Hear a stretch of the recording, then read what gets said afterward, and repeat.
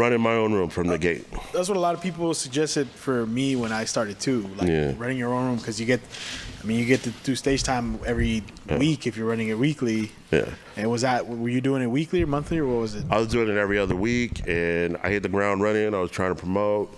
I did the whole like community building kind of thing, like hit up everybody I know, text messaging and voicemailing, and I have flyers, and somebody helped me get flyers, and I was passing those out by the thousands. They had music at the park at the time, and I was going to music at the park and hitting all those. I'm putting Corday to sleep, you know what I mean? Like,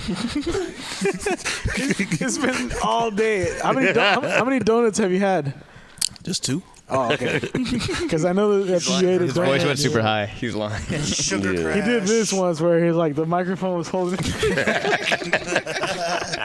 Nah, but yeah. But that's how I got started. And then like I started doing other shows and stuff like that. But mainly the shit I did was in San Jose. And big shout out to Pete Munoz too. Like he was one of that. Yeah. He was one of those 3 people that kind of like hit me up where Butch had suggested some people that I talked to. Yeah. And Pete was one of them. And Samuel Bay was one of them. Hey. And a couple other people like, hey, like, just hit them up and see what they think about you doing this. And then, everybody was kind of nice. Pete was really honest with me. He was like, you don't want to fucking do this shit. But we had a real good conversation, and then me and him been cool ever since. You don't want to do what? What did he say? Comedy, like. Try to talk you out of it?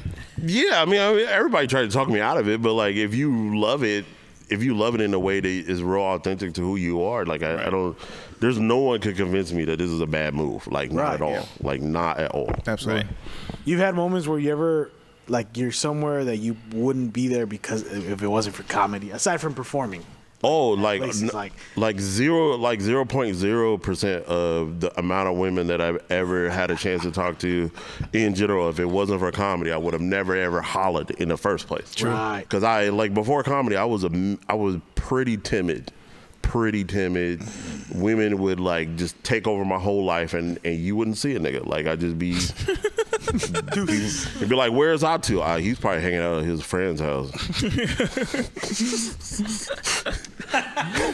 I mean, sometimes I got caught up, you know what I mean? But like, comedy really kind of saved my my perspective on life, you know. Like I think a lot of it has been positive. So that's no. Like I also like. I've had instances where, this happened last year where I got paid to speak at some event for Richmond because that's, Oh, wow. And it was just like, damn, like all these motherfuckers have degrees. And I just decided to do an open mic, and then I'm here, Wow. Like, because I asked you that because I know a lot of comics that are in San Jose tell me that you help out a lot of guys when they're starting out. I just tell them the truth. And when I'm running Caravan, like when you run shows, I think a lot of people don't understand that the beauty and the gift and the curse about running a show is there is people who want to get on, right? Right. And then there's people who ask you your advice because you run a show. And then you have to tell them honestly, hey, nah, man, this ain't for you. Or, yeah, you good, but you probably should listen to the audience more. Right. Or, yeah, that joke is tight, but it's real dumb and racist, and you probably should stop doing it. And you gotta have, or like you can't, like there's a couple of comics who just want to get up there and be screaming at people and want the attention without doing the work. And at the end of the day, if you running a good show, you want your show to be good, right. And you're gonna have to like push people one direction or another. And unfortunately, with the open mic, that's what the situation is. Like, it's a good filter, huh? For guys who want to. Have you met Johnny Corn? I don't know if anybody's met Johnny Corn, but like that dude, boy. He been doing the same joke since 1987. And shit. And they don't fly. And at all. They're not funny. And he thinks he's the greatest comedian on earth. Is he the guy that gets off stage to go and talk to people directly in their seat? I don't think so. No, he has a joke about I think he has a joke. I think he has a weird joke about Snow White and the Seven Dwarves and some other shit. I try to block it out of my brain, but Has he actually been like a comedian for that long though, since 1980 something? yeah, that's in his bio. I had to block him anyway, but it's in his bio. I know for sure. It's the people you have to block that are very memorable, man. Yeah. He was harassing you for time or something, like put me on. Yes, and there was a time where that harassment worked for him, and then he would get booked, and people would book him because they believed but that he also ran a couple rooms too. So you want to do his shows because he does pay out. So that's a risk you run, because not everybody that runs shows are actually good comedians or good people. Yep. And and he was just one of the weirdest motherfuckers Cost alive. of doing business, like Yeah. Do you find most comedians were taking your advice when it came to that? Or Nah, no one listens to nobody. No. I mean, the comedians. You instantly knew. yeah, I knew, yeah. No, it's some people, right? And some people would listen, kind of, but you're not asked to give notes all the time. And then if you need to give a note, it's usually disappointing news to a comic. Right.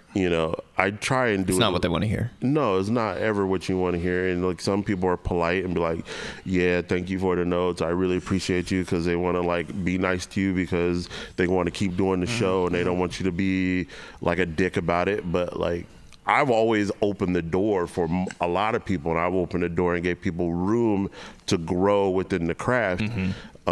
In my opinion, I feel like I've done it. And there's other times I've had to shut people all the way the fuck down because they're crying in the bar and calling people nigger, and I gotta tell them that they can't do it. Wow. I'm sorry to use colorful language amongst people, but like if you see that happening, or you see some guy about to pull his pants down and show his asshole to everybody, you gotta intervene. This is a real situation that's happening. I've been reached out by someone who did that. Yeah. And he wanted to be a guest. But No, don't have them on. Don't have them on the Voice Party No, show? don't. Omar Palominos, you are banned from everything.